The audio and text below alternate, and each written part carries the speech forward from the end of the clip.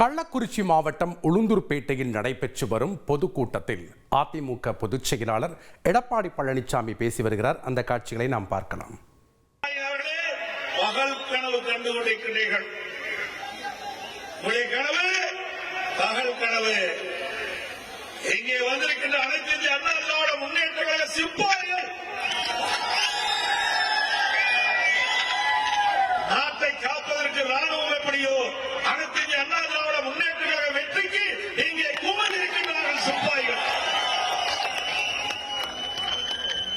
மாவட்ட செயலாளர் சொன்னதை போல ஒவ்வொரு அனைத்து இந்திய அண்ணா திராவிட முன்னேற்ற கழக தொண்டர் நிர்வாகிகளும் பூத் கழக நிர்வாகிகளும் சிறப்பாக செயல்பட்டு நடைபெறுகின்ற 2026 நடைபெறுகின்ற சட்டமன்ற தேர்தலில் அனைத்து இந்திய அண்ணா திராவிட முன்னேற்ற கழகம் அது இடைவெளியில் என்று நமக்கு கூட்டணி பலமான கூட்டணி அமையும். கவலைப்படாதீங்க.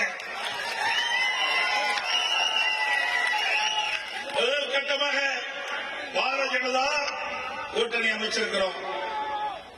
அதுல கூட ஸ்டாலின் பேசுகிறார், சட்டமன்றத்தில் பேசுறார். ஐயோ ஏன் பாரதிய ஜனதா கட்சியோட கூட்டணி வச்சுட்டீங்க? நாங்க யாரோட கூட்டணி வச்சா உனக்குமே கவலை. நான் சொன்ன மாதிரி தம்பி சொன்ன மாதிரி பயம் வந்துட்டது. மாவட்டத்தில் சொன்ன மாதிரி பயம் வந்துட்டது ஸ்டாலின் அவர்களுக்கு. அனைத்து இந்திய அண்ணா திராவிட முன்னேற்ற கழகம் பாரதிய ஜனதா கட்சியின் கூட்டணி வைத்துள்ளதே ஸ்டாலினால் பொறுக்க முடியவில்லை. கூட்டணி வைக்கின்ற நோக்கம் வாக்குகள் சிதறாம நமக்கு உடைய வேட்பாளர் கிடைக்க வேண்டும். திமுக என்ற தீய சக்தி மக்கள் விரோத அரசை அகற்றப்பட வேண்டும். நாம் கூட்டணி வைக்கின்றோம். சிந்தாமல் சிதறாமல் அனைத்து வாக்குகளும் நாம் நிறுத்தப்படுகின்ற வேட்பாளர் கூட்டணி வேட்பாளர் கிடைக்க வேண்டும் என்ற நோக்கத்தின் அடிப்படையிலே நாம் கூட்டணி அமைக்கின்றோம்.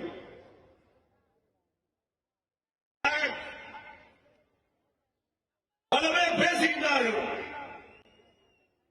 இன்றைக்கு எதிர்கட்சி வரிசையில் இருக்கின்றவர்கள் பேசுகின்றார்கள். எடப்பாடி பழனிசாமி பாரதிய ஜனதா கட்சியோட கூட்டணி வச்சிருக்காரு. பாரதிய ஜனதா கட்சி அதிமுக கபடிகளும் செஞ்சு விடுவோம் என்று. அதிமுக ஒன்றுதான் என்ற கட்சி. அதிமுக சுமார் 31 ஆண்டு காலம் தமிழகத்தில் ஆட்சி புரிந்த கட்சி.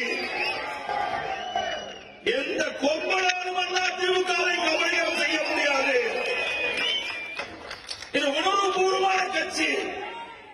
ஒவ்வொரு தொண்டனும் உடம்பிலே ஓடுவது அதிமுக ரத்தம். அதிமுகவை அழிக்க பொன்மனச்செல்வன் புரட்சித் தலைவர் ஆட்சி காலத்திலே, புரட்சித் தலைவர் இருக்கின்ற காலத்திலே கருணாநிதி எவ்வளவு முயற்சி செய்தார். அத்தனையும் தூள் தூளாக உடைத்த தலைவர் பொன்மனச்செல்வன் புரட்சித் தலைவர் எம்ஜிஆர். எம்ஜிஆர் மறைவுக்கு பிறகு கருணாநிதி அவர்கள் எவ்வளவு முயற்சி செய்தார். அத்தனை முயற்சியும் முறியடித்த தாய் நம்முடைய இளைஞர் புரட்சித் தலைவர் அம்மா. எவ்வளவு பிரச்சனையை உருவாக்கினார்கள் அம்மா. இந்த இயக்கத்தை கொண்ட போது புரட்சித் தலைவர் எம்ஜிஆர் மறைவுக்கு பிறகு இயக்கம் இரண்டாக பிளவுபட்ட போது எப்படியாவது கருணாநிதி துடித்துக் கொண்டிருந்தால் அதிமுக அழிப்பதற்கு. ஆனால் பொன்மனச்செல்வன் புரட்சி தலைவர் தெய்வம், அந்த தெய்வத்தினுடைய ஆசியாலும் அருளாலும் அதிமுக ஒன்றாக இணைந்தது. அம்மா மக்களால் மிகப்பெரிய வெற்றி பெற்று ஆட்சி அமைத்தார்கள்.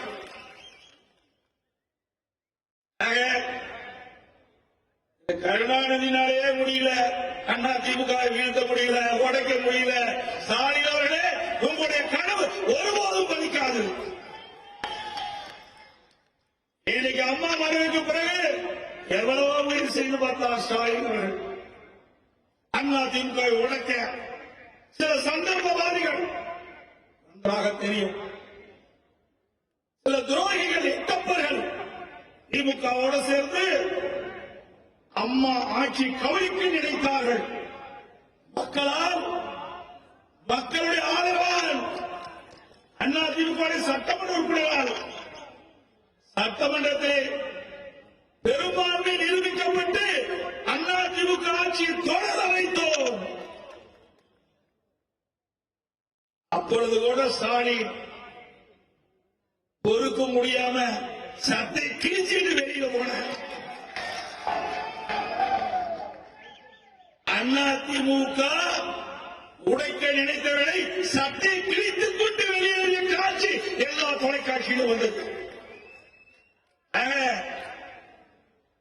ஸ்டாலின் அவர்களே, அதிமுகவை ஒருபோதும் வீழ்த்த முடியாது. எப்பொழுது பார்த்தாலும் பேசுவார். அதிமுக எடப்பாடி பழனிசாமி பொறுப்பேற்று 10 தேர்தலில் தோல்வி அடைந்து விட்டது என்று சொல்லிக் கொண்டிருக்கின்றார். ஸ்டாலின் அவர்களே, 2011 2021 வரை எத்தனை முறை நீங்கள் தோல்விவிட்டீர்கள் என்பதை எண்ணி பார்க்க வேண்டும்.